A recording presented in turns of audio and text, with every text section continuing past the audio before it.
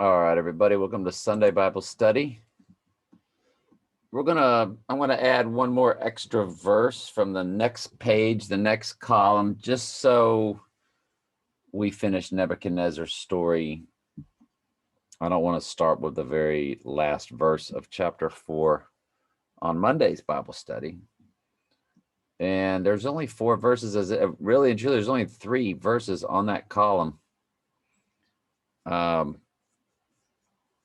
Actually, it began on column 1, like one line, and then there's a huge verse 32. But see, that was included since it began on the first column, which was Saturday's Bible study. All of these verses are just huge verses. And 37 is actually over on the next page. So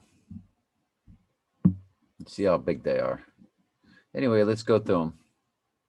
The same hour was the thing fulfilled upon Nebuchadnezzar, and he was driven from men, and did eat grass as oxen, and his body was wet with a dew from heaven, till his hairs were grown like eagle's feathers.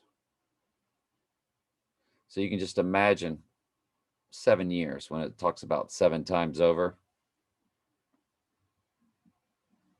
And his nails like birds' claws. At the end of the days, I, Nebuchadnezzar, So you see where it says his. That's why I'm telling you, it goes from Nebuchadnezzar's writing this, going from the third person back to the first person. Do y'all remember me saying that when this began, this chapter? The thing was filled upon Nebuchadnezzar, third person, or at least second person. I'm pretty sure it's third person. And he was driven from men, but he's the one writing it. So he's telling you the story. At the end of the days, suddenly it's first person, Nebuchadnezzar, lifted up mine eyes, because he's telling you the story of what happened to him. He's just referring to himself. Okay, he's telling you the story. But now he's kind of like saying, I'm back now. So at the end of the days, I, Nebuchadnezzar, lifted up mine eyes unto heaven, and mine understanding returned unto me, and I blessed the Most High, and I praised and honored him that liveth forever, whose dominion is an everlasting dominion, and his kingdom is from generation to generation. He sounds like a sheep now, doesn't he? And all the inhabitants of the earth are reputed as nothing, as he doeth according to his will, not man's free will, according to his will in the army of heaven and among the inhabitants of the earth. And none can stay his hand or say unto him, why doest thou? Which, of course, goes back to Romans 9:11-24, where Paul explains the fairness of election and predestination. At the same time, my reason returned unto me, and for the glory of my kingdom, mine honor and brightness returned unto me. So he's basically like Daniel now. He's going to do a great job in his kingdom to honor God.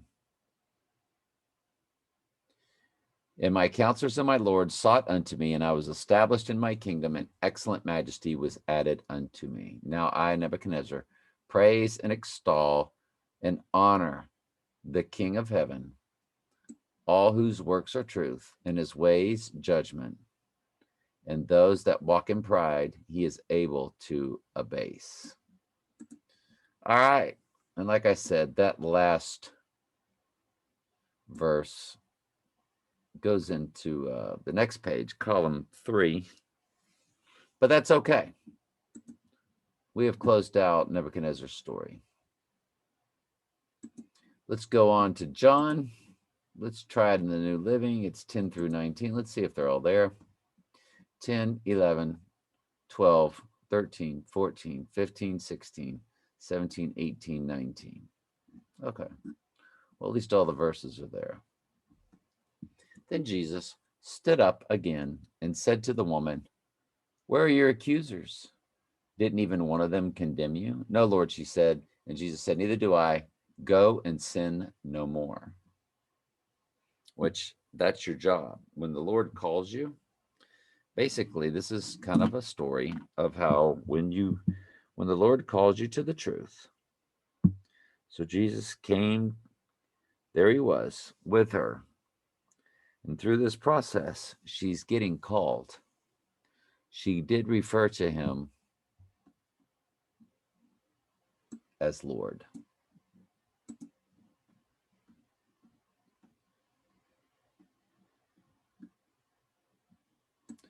She referred to him as Lord. I just wanted to make sure that you saw it in the King James also. So she recognizes who he is. She's got the call. She is no longer condemned by Jesus,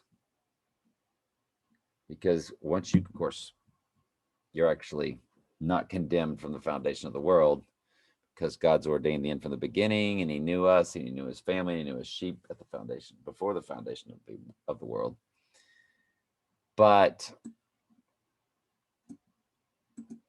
in the end time sense, once you get the call and you begin to repent, and of course she's getting that repentant heart, and Jesus is telling her to go and sin no more. Now she will never be without sin at all, but she won't go back to those deadly sins: adultery, fornication, uncleanliness, lasciviousness, idolatry, witchcraft, emulations, wrath, strife. Boy, I've almost got them memorized.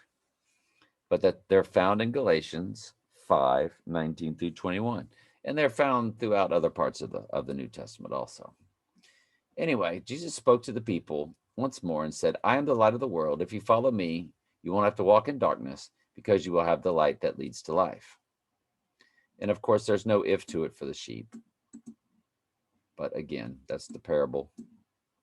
The Pharisees replied, are you making those claims about yourself? Such testimony is not valid. Jesus told them, these claims are valid, even though I make them about myself, for I know where I came from and where I am going.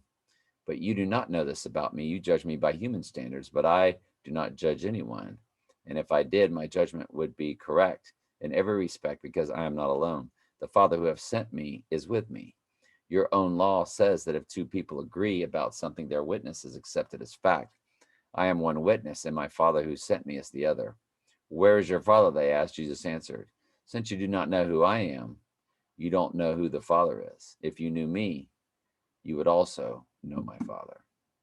Ask questions. Love y'all very much.